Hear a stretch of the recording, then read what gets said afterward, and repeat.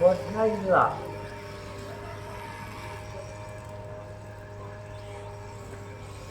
ಯಾರ ಮಗ ತಂಜ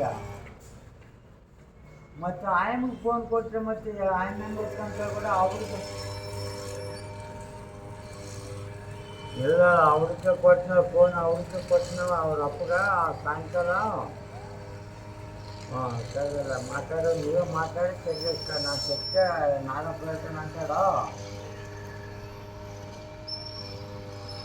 ಸರಿ ಸರಿಲ್ಲ. ಹಾಂ ಉಂಡು ಹಾಂ